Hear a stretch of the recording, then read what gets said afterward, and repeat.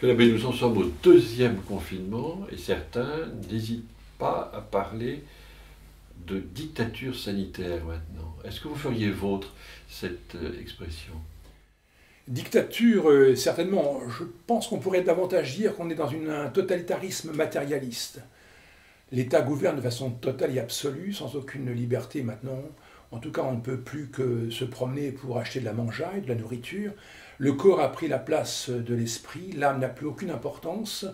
Il faut donc, je dirais, encore de l'argent pour se nourrir, nourrir le corps, et le corps, finalement, pour dépenser un peu d'argent pour se nourrir. Les deux colonnes de la République dans laquelle nous sommes ne semblent plus être que le corps, la santé et l'argent.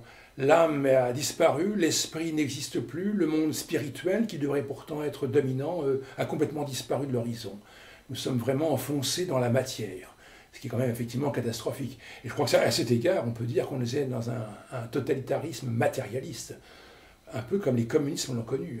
Mais effectivement, il est doux et soft, il n'empêche qu'il est quand même matérialiste. Et c'est ce qui explique, selon vous, qu'on n'ait plus la liberté de célébrer publiquement la messe?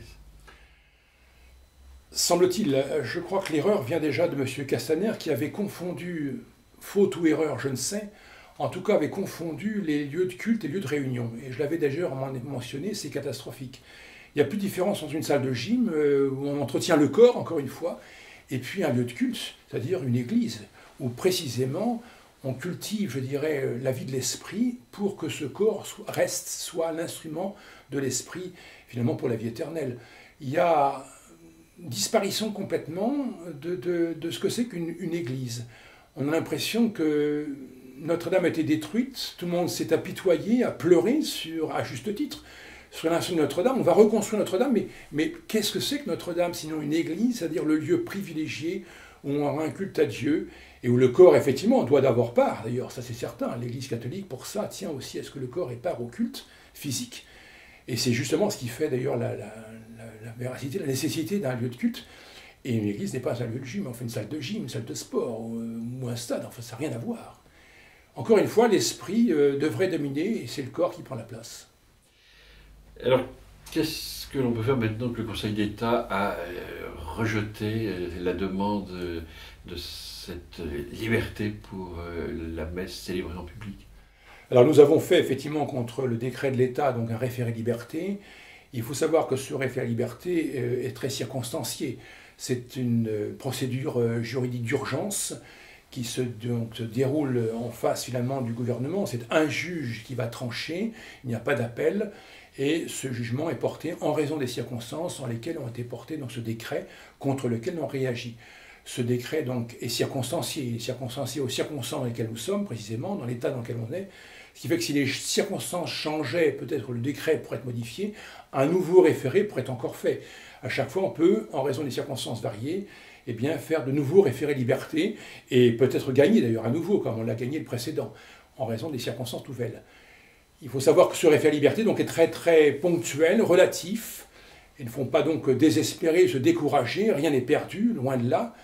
D'autant plus qu'on a entrepris désormais donc, une autre procédure qui n'est plus alors référé liberté, qui est un jugement sur le fond.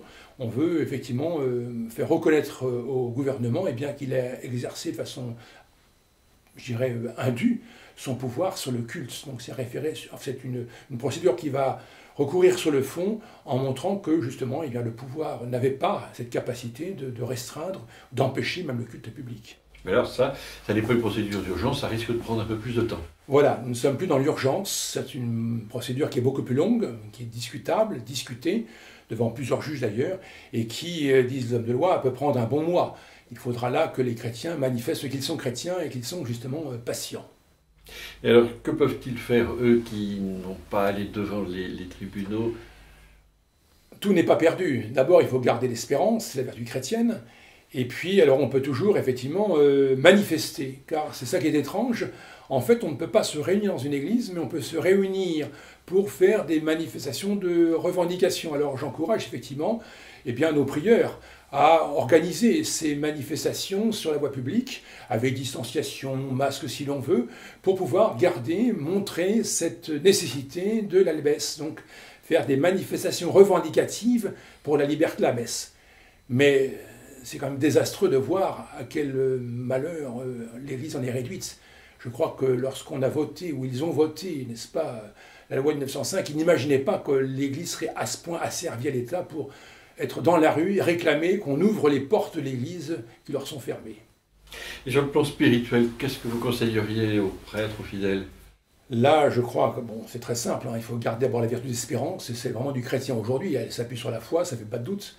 Il faut garder cette espérance dans la victoire, et cette victoire qu'a toujours donnée à ceux qui l'a pris la Mère de Dieu. C'est la Sainte Vierge qui est Mère de Dieu, forte comme une armée en bataille. Elle a vaincu toujours tous les ennemis de l'Église. Et ça, 2000 ans d'histoire peuvent le constater.